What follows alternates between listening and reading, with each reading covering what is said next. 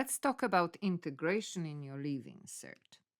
So, what type of situation are you going to be facing? So, there is a difference between small question and big question, how usually integration is examined.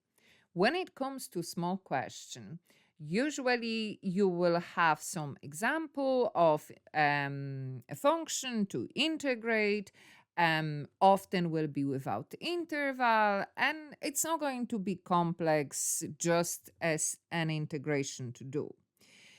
The other type of situation, very often, that integration will involve a lot of letters. So there will be letters in the function, or there could be letters with the interval.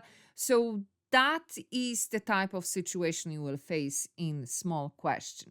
When it comes to big question, so you have three types of main situation that they're going to be looking at. So one of them, that is area between, let's say, some form of a function. So it is the area within specific intervals, so specific values of x, area between the curve and the x-axis. So that's one situation. Following from there, we could be looking at, let's say we have some other type of function, two of them, and we will be talking about the area between the two curves. Okay, and the last part, this is about average value of a function. So average value of y, let's not forget. The only thing you have to be mindful here, well, one of the things will be the word average itself. So you're going to see a word average, and you know if it is paper one, it has to do with function, that's what they will be referring to that formula of average value of the function. Or they will say it's, let's say the question is about growth of bacteria, the number of bacteria. So they will ask, well, what is the average value of bacteria? So that's how more or less it is examined. Let me just add formulas here, how we work those. So this one is about the area under the curve and the x-axis. So this formula, basically here, we are saying in the first part, we are writing a function and we are saying this is the function.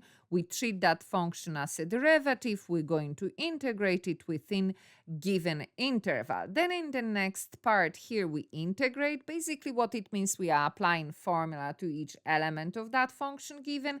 And here we are finding the value, we are finding the area. So that's the area, like I'm saying, that's the area between some form of a curve, a function, could be a straight line, and the x-axis. Next one is the area between the two curves or two functions. So this is the formula for the area between the two different, like what we were looking at that example. Let's say we have a curve like that and we have a curve like that, and we need to find that area. So we are taking that function that is higher values of y. In this case, this is the function that will have that higher values of y, and from that we take away the lower values of y. And again, here basically we are saying we're going to integrate it. The outcome of that, we treat that as derivative. That's what it is saying.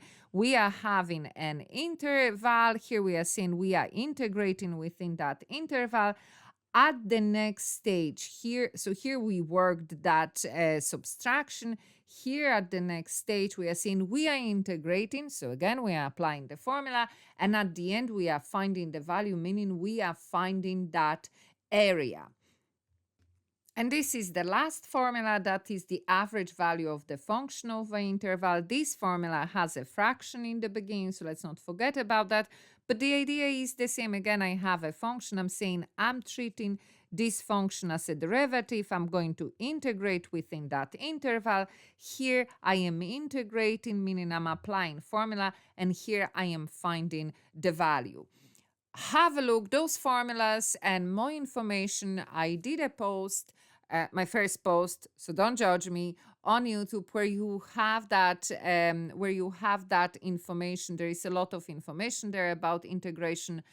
I hope you find it useful.